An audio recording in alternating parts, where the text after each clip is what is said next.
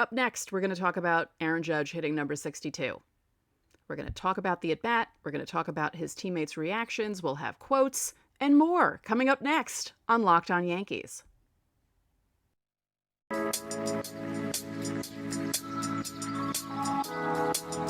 You are Locked On Yankees, your daily New York Yankees podcast. Part of the Locked On Podcast Network, your team every day.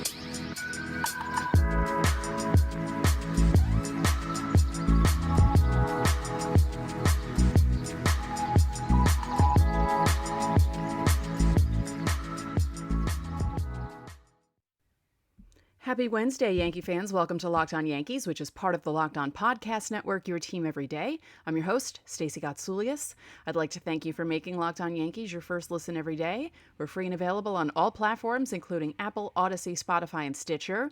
You can watch and subscribe to us on YouTube. Also hit the thumbs up button to like our videos and click the bell so you're notified as soon as our videos go live. So this is going to be an abbreviated version of Locked On Yankees since we're only focusing on Judge in 62, but a full episode is coming out later today to celebrate the end of the regular season. So look for that possibly live on YouTube. There's a tease for you. So it finally happened. It finally happened. Number 62. And I don't know about you, but I had a feeling it was going to happen last night. Simply because of Judge's reaction to how he was performing in the first game of the doubleheader. You saw some emotion. You saw some fiery Aaron Judge moments in that dugout when he slammed his helmet and then it fell to the ground. He had to pick it up. And I don't know, I just felt like he was going to get it done early in game two. And boy, did he get it done early in game two. If people were still making their way to their seats, I feel bad for them because they missed history last night. So his first at bat of the game against Jesus Tinoco starts him off with a four-seam fastball. That was a ball, 95 miles an hour.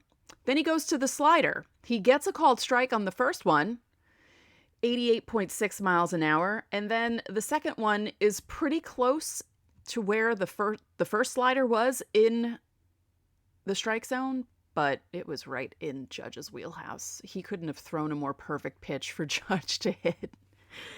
Now, the funny thing about it is the exit velo was only 100.2. He didn't particularly smash it as hard as he could have, as hard as we've seen him do it. But it went 391 feet, would have been a home run in every single ballpark. So I don't want to hear anyone yapping about that because you know a lot of the haters love doing that. And he finally got 62, and you could see the relief on his face when he saw it go out, rounding the bases, and when he got to home plate and his teammates were congratulating him. And I have to say, I loved their reactions because I know part of it is they're happy for him and the other part of it is we're sick of talking about this. You have to be sick about reporters constantly asking you about that stuff. And I know Judge also felt that same relief as soon as that ball went over the fence. And speaking of the ball going over the fence, that wasn't the only thing that went over the railing. When we watched it, and we watched the replay, my brother said to me, "Did someone jump over the railing?" And then they showed it again. Because I thought, oh God, I hope someone just accidentally threw their jersey down on the ground because I wasn't really paying attention to the left side of the screen.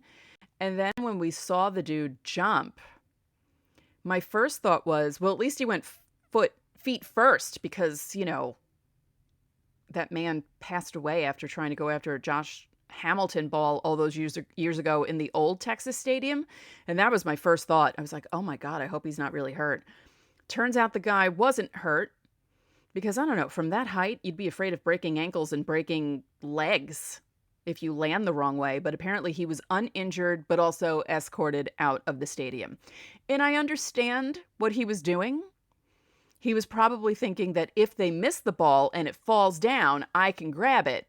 That didn't happen. And it turns out the guy that did catch the ball is a VP at an investment firm that handles $197 billion worldwide. So he still doesn't know what he wants to do with the ball. And Judge was like, yeah, it would be a nice souvenir, but, if the guy keeps it, the guy keeps it. And if I were the guy, I would keep it. and then sell it for millions of dollars. Wouldn't you? You would. I'm so happy this happened when it did. Also, the coincidence of Judge hitting 62, his number is 99, and because the Yankees lost that second game last night, their record was 99-62. Spooky. Now, Judge is not in the lineup for today's game. So he's finally getting rest after playing, 55, 56 straight games. So he needs it. And I know people are going to say, well, they have all these days off for the wild card series and the division series doesn't start until Tuesday. No, the man needs to rest, okay? There are a bunch of Yankees that need to rest. And I don't think the rest is going to be detrimental to them. I think it's going to work out well. So Judge hits 62. His teammates greet him at the plate. I love watching how happy those guys were for him. And I loved all the different angles of the home run. There's a really great picture. If you go to Yankees Twitter, there's a picture from above about a millisecond after the ball leaves the bat. So you still see the ball over the dirt in front of home plate as it's going out. It's amazing. I kind of want to save that as my phone wallpaper. I think I'll do that after I stop recording. I enjoyed watching DJ LeMahieu half smile. Even DJ LeMahieu showed emotion after Aaron Judge hit his home run. It's a miracle. I'm just kidding. That's just the way DJ LeMahieu is. But you could see how happy, Giancarlo Stanton, he was on deck. He, with his bat. If you're not watching me on YouTube, I just made a motion because he chopped his bat in the air. And Anthony Rizzo and Judge, they have their bromance going on. And I know people want to make their smush name Jizzo, but let's not do that. Let's think of another one. Josh Donaldson looked thrilled, jumping out of the dugout and watching the ball go over the wall, and just the ovation from the people at the stadium because they realize our team isn't doing anything, so let's get happy because we saw history. All the different calls. I have to say, was it the Texas radio guy or the Texas TV guy? The Texas TV guy did a really good job calling that home run. I loved John Sterling's call. Kay's was fine, but I liked Sterling's call. And it's even funnier if you see the video of him, because when you see his eyes recognize the fact that the ball's actually going to clear the fence, he just looks really funny. And, both Kay and Sterling use the case closed phrase, which is, funny for all the law puns that you can use for Judge. And Ricky Ricardos' call, obviously, on WADO, fantastic. And yeah, it was just really great. And I also want to mention, I don't think I mentioned this, but I think the Toronto guys did a really good job for 61 also, calling that home run. And I think it's funny that Judge hit both of his, the record-tying home run and the record-setting home run on the road. It's just the way it happened. You can't be upset about that, really. I know people wanted him to do it at home, and it would have been perfect for him to do it at home, but he did it on the road, but he did it. That's the point. He did it. So in a moment, we'll keep talking about this, and I'll have quotes from Judge and other people about Judge in just a moment. But first, the numbers don't lie. In the last decade, over 4 million people have chosen SimpliSafe Home Security to protect their homes. You don't earn the trust of that many people without doing something right. At SimpliSafe, your safety is the only thing that matters. They protect you with cutting-edge security technology powered by 24/7 professional monitoring agents who always have your back. This is why you would love using SimpliSafe. They have advanced technology, so you can control your security system from your phone with their app. And you'll watch crystal clear HD live streams of your security cameras or the wide variety of high-tech sensors. You can do this from your phone. So if you're at a Yankees playoff game and you're worried about what's happening at your house, you can look on your phone and make sure that everything is okay. With 24/7 professional monitoring, SimpliSafe's agents call you the moment a threat is detected, and they'll dispatch police or first responders in an emergency. if you're at a Yankee playoff game or if you can't be reached for any reason. So customize the perfect system for your home in just a few minutes at simplysafe.com/lockedonmlb. Save 20% on your SimpliSafe security system when you sign for an interactive monitoring plan and get your first month free. Visit simplysafe.com/lockedonmlb to learn more. There's no safe like SimpliSafe. Thanks again for making Locked On Yankees your first listen every day. Subscribe now to Locked On Yankees on YouTube or wherever you get your podcasts so you get notified when each episode premieres. So we're talking Aaron Judge, we're talking 62. This is what he said after the game. I try to enjoy every single moment. I didn't think about, hey, they're all on their feet to see you hit a home run. I tried to think about, hey, they're here to see an exciting ball game and see something special. Having that mindset helped me stay pretty calm, but there's definitely a little pressure there. Just a little. I honestly can't imagine having that much pressure on me to do anything.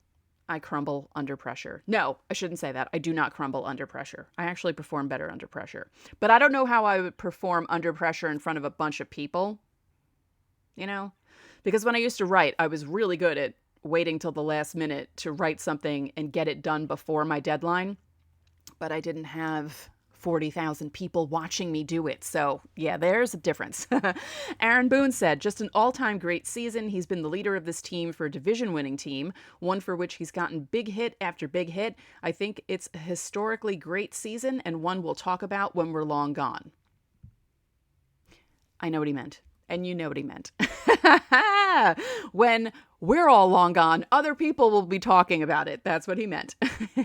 Judge said about the home run, I had a good feeling off the bat. I just didn't know where it was going to land or what it was going to hit. There was a good sense of relief once I saw it in that fan's glove. Now, I have to say, there was a guy to the right of the fan who caught the ball wearing one of those Yankee blazers with Yankee interlocking NYs all over them, and I kind of want to buy one. I looked them up on Google this morning, and I saw one for $40, and I'm really thinking about wearing a Yankee blazer. I don't know about you, but if you grew up in the 80s and 90s, you know that blazers and jeans were kind of big when we were in high school. At least they were to me. I wore them all the time. I stole my dad's old blazers that he wouldn't wear anymore. So, yeah, I'm leaning towards getting that. Josh Donaldson said about Judge, it felt like the college days. The moment was worth that to show the amount of respect we have for him and what he's done. Garrett Cole. It was the first time I'd seen it wearing on him just a little bit. We just wanted it to happen so bad. Because, yeah, as I said, during the first game, he slammed his helmet into the cubby and it fell to the ground. And it was really one of the first times that I'd seen Aaron Judge react like that to not being able to perform the way he wanted to. And I just had this feeling that he was going to do it last night. And it's kind of funny because we were on a work meeting on our Zoom. Our weekly meeting was pushed back to Tuesday this week. And Brett from Locked On Astros said, so Stace, you think Judge is doing it tonight? I said, yes, he's doing it tonight. And he did, literally 10 minutes later. So it's kind of funny. Judge said, I can't lie, the past couple of days, the past couple of games, I looked up in the 7th inning and I'm like, damn, I've only got one more at bat. We'd better figure this out. So a crowd of 38,832 people gave him an ovation. His parents were there. His wife was there. It was a good moment for him. Derek Jeter congratulated him on Twitter. Who else did? Someone else did. Oh, President Biden. I don't know if President Biden really did, but his account did, which is pretty cool. And then Judge said about Roger Maris Jr., I know it's a tough situation. It's your dad's legacy and you want to uphold that. Getting a chance to meet their family, they're wonderful people. Having my name next to someone who's as great as Roger Maris, Babe Ruth, and those guys, it's incredible.